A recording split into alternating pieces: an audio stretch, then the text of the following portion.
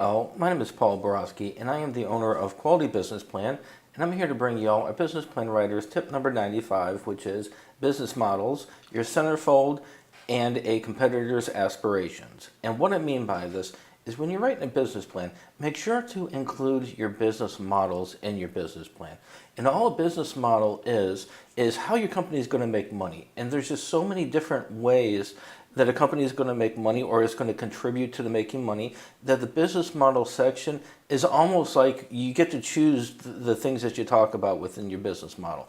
And when you include the different sections in the business model, make sure that it's going to be important for you to be able to remember and to be able to structure and reflect on and possibly use as a benchmark, but also make sure that it's going to reflect in your company well from the reader's point of view if you're looking for funding from a bank or an investor. So for the most part, when I structure my business models for my clients, the way that I like to do it is usually to put it, in one category is going to be the business model. And then I'm going to pick out 3 or 4, maybe even 5 different business models that I want to discuss. So for this example here, I'm going to touch on the hours of operation. And the hours of operation are important because some people can use this as a competitive advantage. For example, some doctors or dentists, they like to stay open Monday through Thursday from 8 a.m. to 4 p.m., take an hour lunch, and then take 2 45-minute breaks or something. However, if you're going to compete, if you're a new dentist or doctor entering the industry, then you can go ahead and you can open up a little bit earlier, stay open a little bit later, and then also maybe even work weekends as a competitive advantage. If you do this, make sure you discuss that in your business model. Customer experience. That's another one that's almost all businesses, especially restaurants, is very critical for y'all to examine those and determine what do you want your customer experience to be.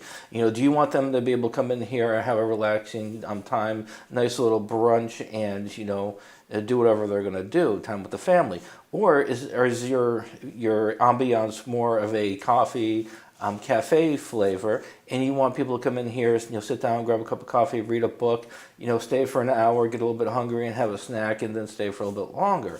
What is the customer experience you want? Once you know what the end objective of the customer experience is going to be, you can design your company to reach that end objective. But you have to know what that business model is going to be the end objective of the business model in order to go ahead and create that vision that you're looking for. Operations, that's a wide open, love for it, love operation, because that's a catch-all right there. Your operations could reflect advertising, your operations could reflect how you're going to make a product or service, operation could be how you're going to make a dish if you're a restaurant, operations could be anything, kind of wide open, and just use this just to let the reader know what your operations are going to do. Then we have equipment replacement. One of my favorite sections here, especially for restaurant owners, if you're a restaurant owner, there's going to be a point in time where if you buy a new piece of equipment, there's going to be a point in time where it's going to be cheaper for you to replace it as compared to continually fixing it on a monthly, weekly, or semi-monthly basis, whatever. However, you have to know where that break-even point is. And from that, what I like to do for my restaurant owners is include some kind of a equipment replacement breakdown showing, the depreciation benefits as compared to, complete depreciation benefits as well as repair costs, and then have it reflected in there in reference to, compared to a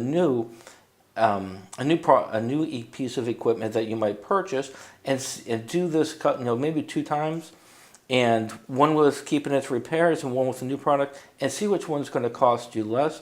And then that way you have a quantitative basis for you to go ahead and make a decision in reference to, when is it a good time to replace your equipment. So that is the components that I often use for my business models. So hopefully that information is helpful. And if y'all are looking to start a business, I do have a couple books out on Amazon. The first one is going to be Starting a Business is Like Playing a Video Game. Here are the level cheats. Great book if you're going to start your company. It takes you all the way from identifying a problem all the way to opening your doors. Great little book. And the other book that I have is called The Small Business Guide to Raising Funds for a Business Owner in 2019. Again, it's on Kindle and in paperback. And that is a great book to offer some strategies for y'all to raise funds as a small business owner, and it also takes you step by step on how to go about raising your funds as well. So hopefully that information is helpful, and if y'all need some help writing a business plan or writing a strategic plan, my contact information is here, and just give me a shout. Thank you.